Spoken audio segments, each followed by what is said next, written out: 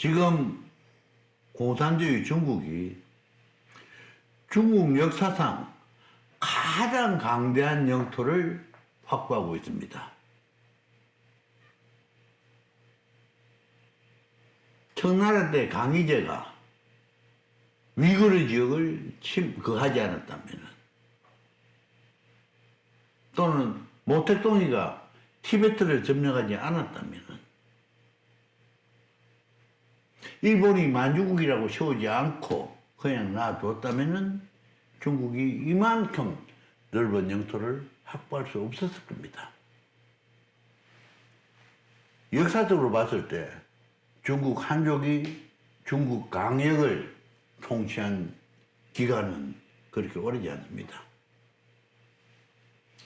거의 많은 시간이 5호 16국 또는 5호 10국의 불란의 역사가 있었죠.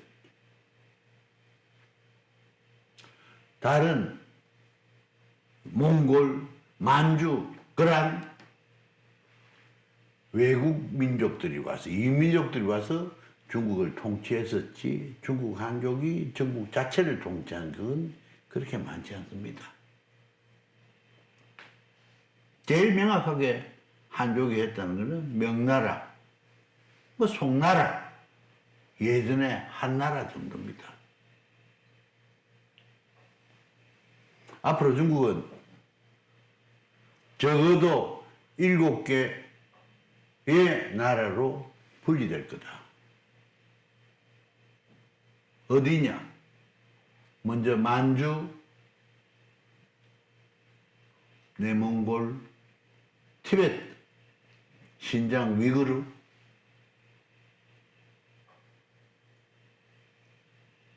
그 다음에 남쪽에 남울 지역, 그 다음에 타이완, 그리고 예전에 중국 사람들이 스스로 이야기하던 중원 지역을 가지고 있는 정도의 나라로 분리될 거라고 저는 1997년도에 이미 말씀드려 놨습니다. 때가 다 돼 갑니다.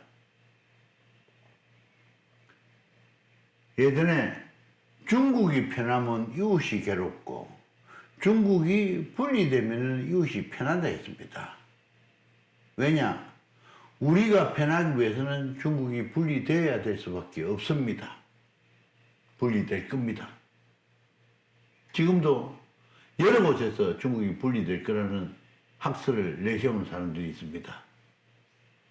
저는 그 사람들 말이 옳고 그르고 내하고 똑같은 의견을 가졌다고 좋다 만다 박수 칠 게 아니라, 이런 식의 큰 흐름이 흘러가고 있구나. 중국은 두려워할 필요는 없으나 꼭 경계해야 됩니다. 중국이 지금 유일하게 통일되어 있는 모습은 뭡니까? 문자로 통일되어 있습니다. 문자 하나 외에는 통일된 게 없습니다. 56개의 소수민족이 있다지 않습니까? 지금 우리나라는 중국이 분할되었을 때 우리는 어떤 전술 전략으로 임할 거며, 준비는 어떤 준비를 해야 할 건가를 고민해야 될 시점이 아닌가 싶습니다. 말만 고조선, 고구려, 신라, 백제, 그리고 발해를 이야기할 게 아니라 그 정신을 되찾아야 됩니다. 조선 500년 동안 소중하라, 대명률에 따라서 움직였던 그 사상을 벗어나야 됩니다. 우리나라 한글이 세계에서 제일 좋은 언어라고 수많은 언어학자들이 이야기를 하고 있습니다. 중국의 조례수정도, 우리나라도 중국도 한글 같은 글자만 있으면은 모든 문명을 일시에 해소할 수 있을 거 아니냐. 우리도 그런 글자가 있었으면 좋겠다고 했다고 할 만큼 우리 한글이 대단한 겁니다.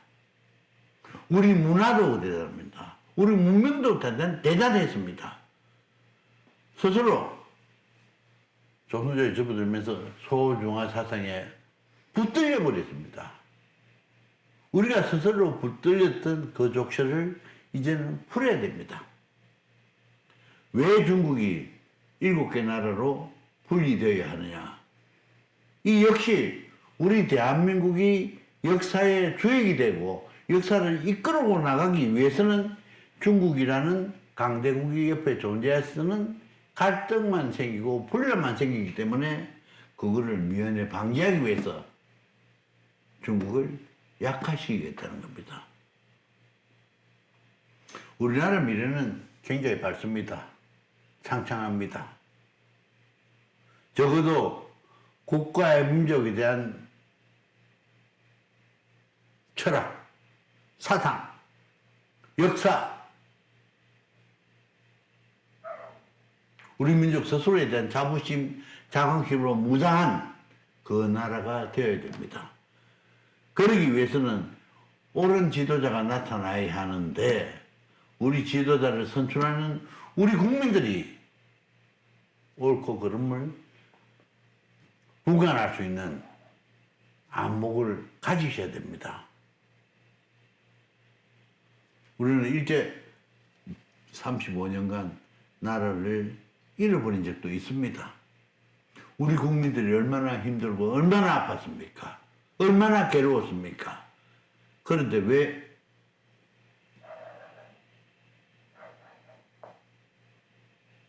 국리민복, 국태민안에 대한 개념을 놓쳐버렸느냐?